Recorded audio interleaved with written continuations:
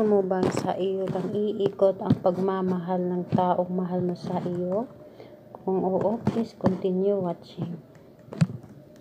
Hello mga guys, kumusta kayo? Panibagong araw, panibagong video na naman tayo, no? At sa araw na ito ay isa na namang video ang ating ituturo sa inyo na simpleng gabay o simpleng pamamaraan na makakatulong sa atin. At bago ang lahat, gusto ko lang mag-disclaimer sa mga taong hindi naniniwala o hindi gusto ang ganitong video. Please skip this video and maghanap kayo ng videos na gustong gusto nyo. Dahil ang video na ito ay para lamang sa mga taong naniniwala and gusto mag-try. And ayun, gusto mo bang sa iyo lang iikot ang mundo ng iyong minamahal o yung tipong hindi na siya mamahalin kanya ng labis-labis at yung hindi na niya magawang iiwan ka o yung parang natatalian mo na siya or nakukulong siya sa iyo. Kumbaga kinukulong mo siya sa iyong pagmamahal na hindi na siya makawala-wala pa sa iyo. Napakasimple lang ating gagawin pero napaka-epektibo nito. And ayun, ano ba ang ating mga materialis, ang ating mga kakailanganin. Napakasimple lang ng materialis natin at alam ko na meron kayo nitong ganitong materialis. Una, kukuha tayo ng maliit na garapon or lalagyan lang. Kumuha kayo ng yung clear o glass na garapon ang ating kailangan. Kailangan ay clear. At syempre, kailangan natin na may takip. Pangalawa, kumuha tayo ng kandila. Kahit anong kulay ng kandila, wag lang yung itim na kandila. Kahit anong kulay na meron ka at pwede na rin ang nagamit na. At pangatlo, kumuha tayo ng malinis na papel. Kahit hindi ganito, kumuha ka ng notebook. Kahit notebook, kung wala kang ganito, notebook na lang. At syempre panulat, kahit anong kulay ng panulat ay pwede. Ayun, bago natin ito sisimulan, lagi ko itong sinasabi sa inyo na kapag gagawa tayo ng ganito, gagawa tayo ng ritual, kailangan na maging handa tayo sa ating sarili at alam natin sa ating sarili na gustong gusto natin ito gagawin. At kapag wag tayong gagawa nito kapag may duda kung may duda tayo, kailangan na kapag gagawa tayo nito is buo ang ating paniniwala, wala tayong duda at i-claim natin sa ating sarili na matutupad ito, yung ating gustong mangyayari.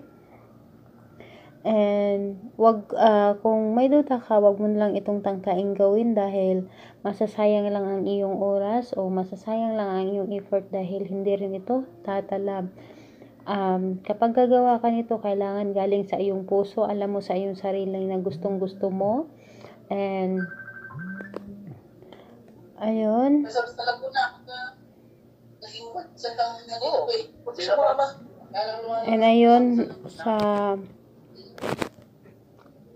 And ayun, kailangan buong-buo ang iyong tiwala at galing talaga sa iyong puso ang iyong paggawa. And ayun, ano ba ang ating unang gagawin? Una, kukunin natin ang ating papel. Kukunin natin ang ating papel at isulat natin. Nakikita nyo naman, sinulat ko na to. Nakikita ninyo ang pangalan. Una, ang isusulat ninyo ay pangalan niya at apelyido niya. Una, isulat mo ang 3 beses. 3 beses mo isulat pangalan at apelyido ng taong iyong partner o iyong jowa. Sis, pwede ba ito sa LDR? Yes, pwede ito sa LDR, no? And pwede rin ito sa babae. Ito babae, lalaki to lalaki. Pwede rin ito sa babae. Ito babae, lalaki to lalaki. Ayan na yun. Pagkatapos mo isulat ang 3 beses ang kanyang pangalan. Pagkatapos mo isulat ang 3 beses. Sorry, ang ingay dito. Pagkatapos ng 3 beses, isulat mo ang kanyang pangalan at apelyido ng pasunod. Pagkatapos, ganituhin mo, tingnan mo ng maigi. Kailangan ang pag-ikot natin ng papel ay ganito pa kanan. Ayan. Isulat mo ng 3 beses rin ang iyong pangalan at apelyido, yung ikaw ang gumawa. Pangalan mo at apelyido, kailangan totoong pangalan at apelyido, hindi pwedeng palayaw lang.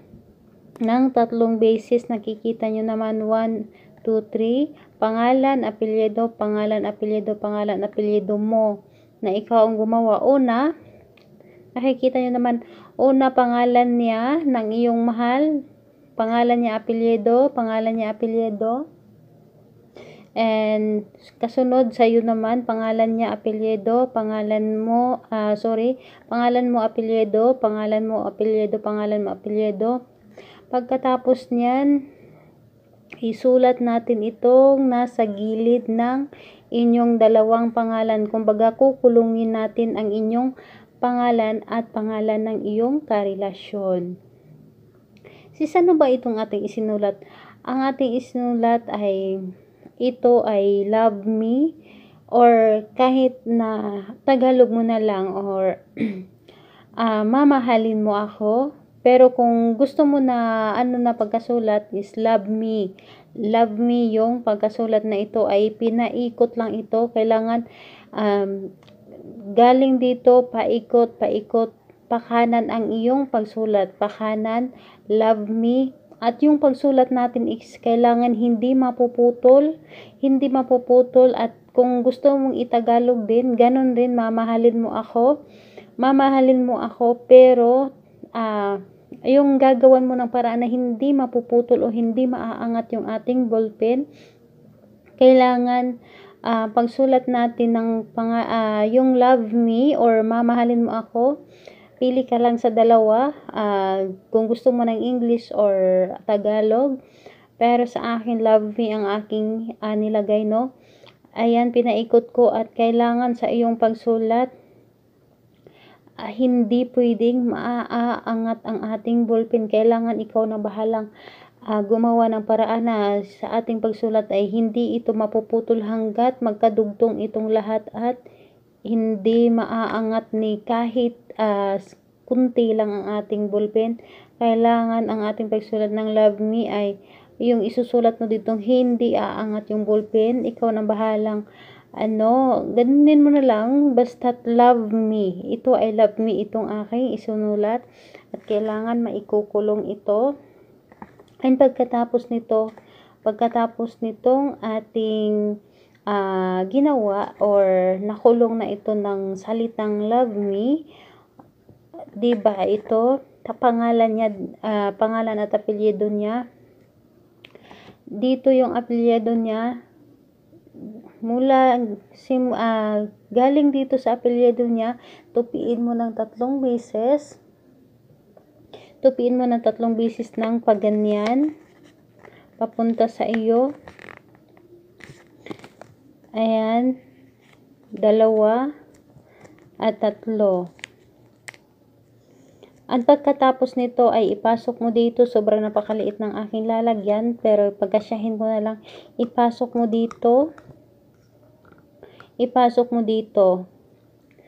Tapos, lagyan mo ito ng honey. Kailangan natin ng honey. Lagyan mo ito ng honey. Lalagyan natin ito ng honey. Kailangan ang ating papel ay matabunan ng honey, or kung may ka dyan, may cinnamon powder ka. Kung may cinnamon powder ka, is lagyan mo na rin ng cinnamon powder, is mas maganda, dahil talagang ang pagmamahal niya sa iyo ay talagang hindi na mabibitaw, no, o hindi na kahit kailan. Ito, nalagyan ko na ng honey, at kung may petals ka dyan ng bulaklak, lagyan mo na rin.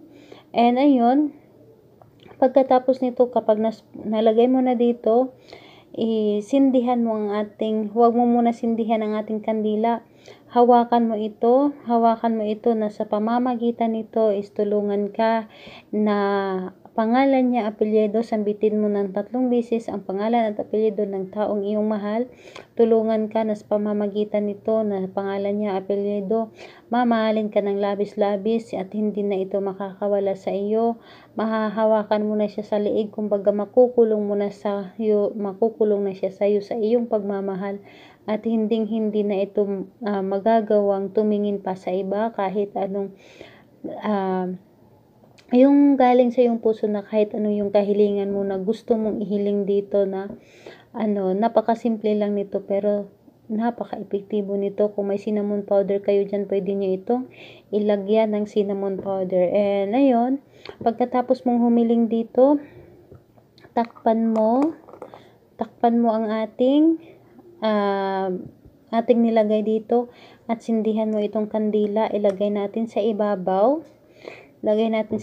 At habang nakasindi ang ating kandila, hilingin mo kung ano yung hilingin mo ulit sa kandila na sa pamamagitan nila ay tulungan ka na ang iyong karelasyon, pangalan niya, apelyido, na hindi siya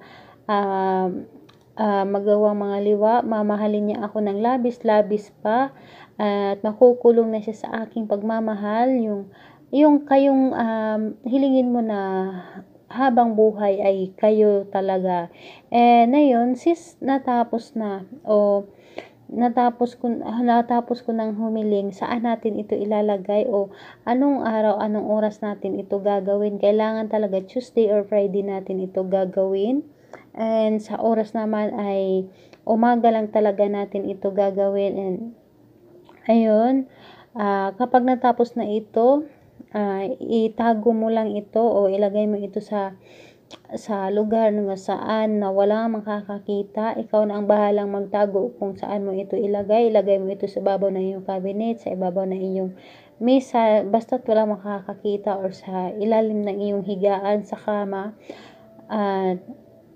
Sis, kailan ba natin ito gagawin? Kukunin natin ito ng pagkalipas ng 7 araw at saka natin ito itapon. At yung ating garapon, wag muna itong itapon dahil magagamit pa natin ito sa iba pang spell na ating gagawin. And ayun, sana ay makatulong ito sa inyo. And sa may mga katanungan dyan, request, suggest, please paki-comment sa baba para ma-replyan ko kayo. At magawa natin ng video kung ano man ang gusto ninyong i-request. And don't forget to subscribe to my channel. Bye bye everyone. God bless.